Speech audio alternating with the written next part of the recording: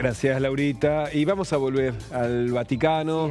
Ya desde tempranito comenzó nuevamente la procesión de los que se acercan a despedir al Papa Francisco. Estas imágenes son en vivo, de hecho es la transmisión oficial de Vatican News, ¿no? de la agencia de noticias del propio Vaticano, que es la que ya desde el primer día viene ofreciendo estas imágenes, incluso de la intimidad, ¿no?, que veíamos estos días desde la capilla de la Casa de Santa Marta.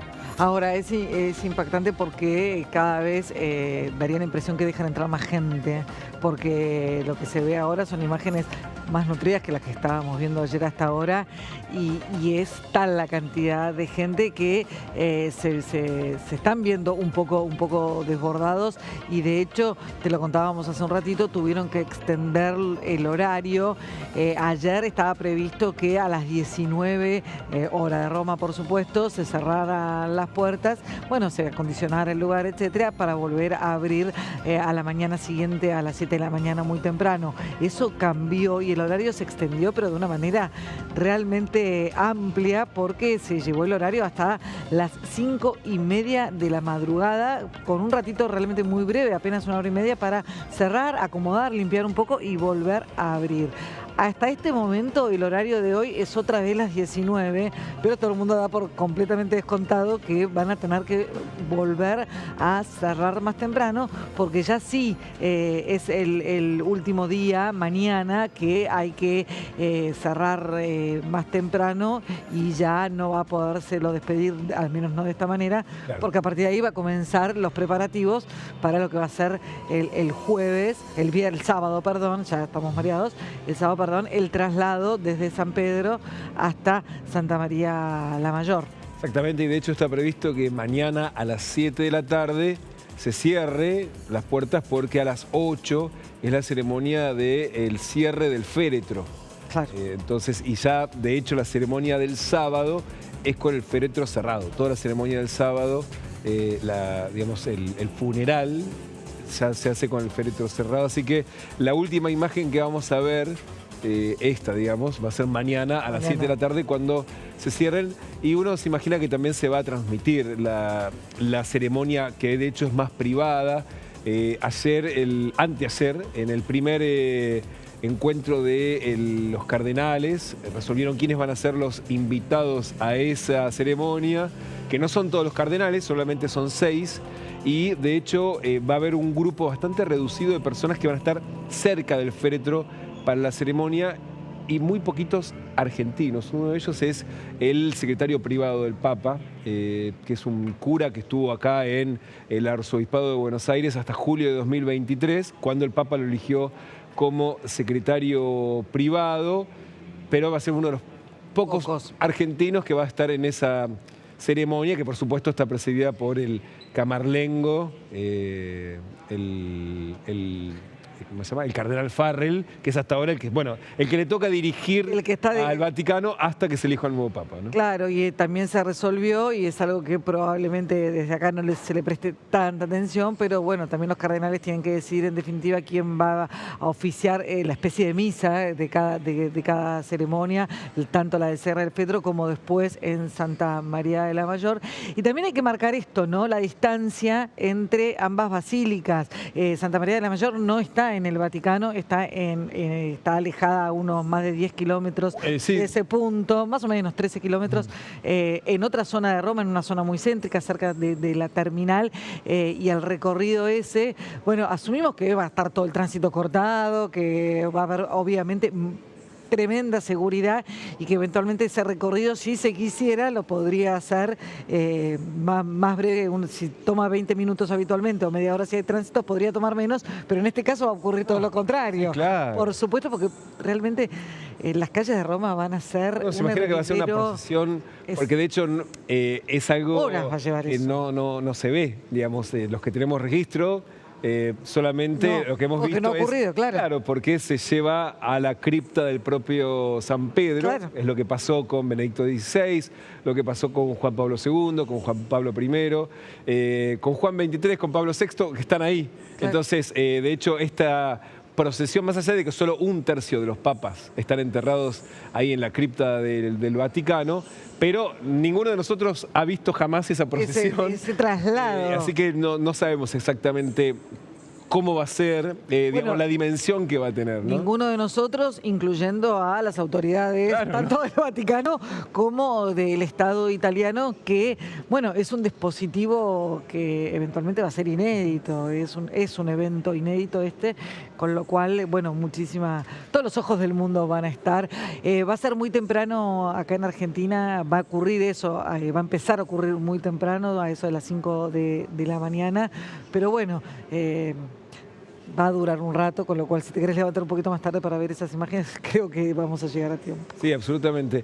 Ayer se dio a conocer, de hecho, Canal 13 difundió una entrevista que le hizo Nelson Castro al Papa hace un tiempo y que el acuerdo había sido que se iba a difundir una vez fallecido el Papa Francisco, porque tenía información que de hecho no se podía revelar. Por ejemplo, cómo había sido finalmente la votación del cónclave. Y claro, porque había habido mucho rumor, ustedes saben que es una ceremonia de la que no se puede informar nada, y el Papa lo contó acordando que... Arréglense cuando yo no esté, yo bato la justa. Exactamente. Y de hecho vamos a compartir fragmento de esa entrevista donde cuenta exactamente cómo fue ese momento y cuándo se dio cuenta que efectivamente... podía ser Papa. ¿Lo vemos? El mecanismo del conclave uno no sabe, hay varios que pueden ser. Y la primera elección es muy dispersa, ¿no? Sí que también es fenómeno.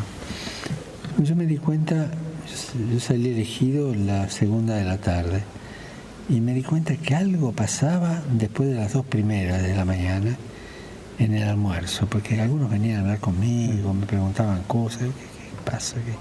Pero dormí la siesta a lo mejor, pero lo más bien. Mucha paz. Y yo iba rezando el rosario, rezaba el rosario tranquilo, una paz. Me ayudó, terminada la 3.ª votación de la tarde, donde ya era evidente que podía pasar, el que tenía al lado, que era el cardenal Güemes, me dijo, no te preocupes, el Espíritu Santo actúa así, me dijo.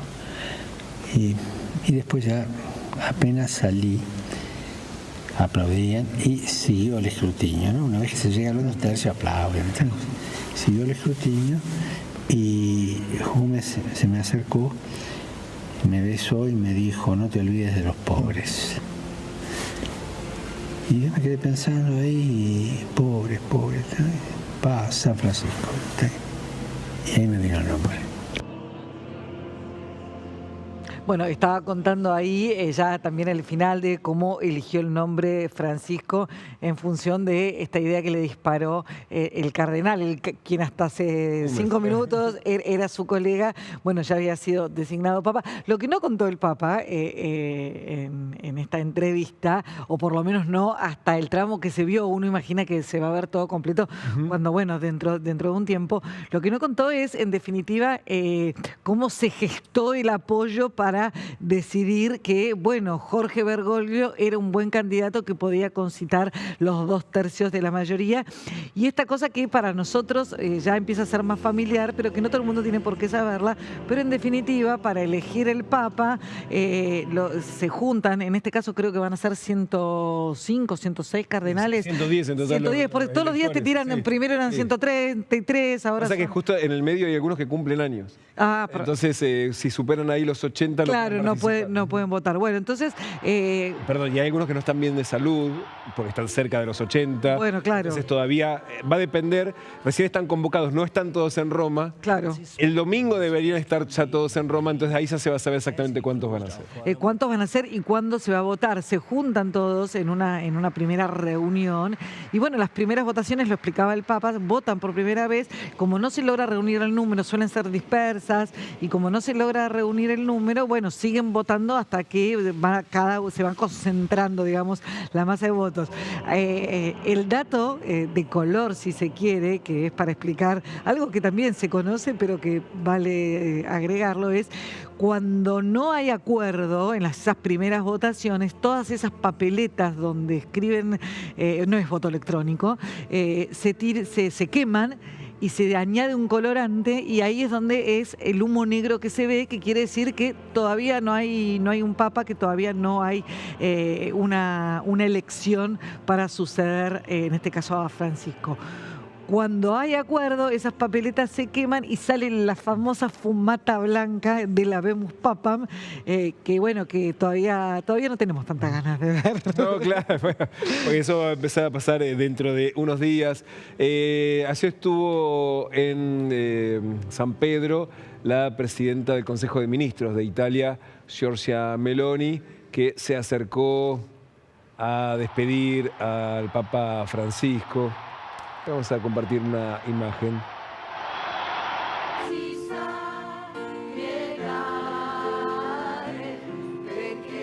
Francis spoke on his first.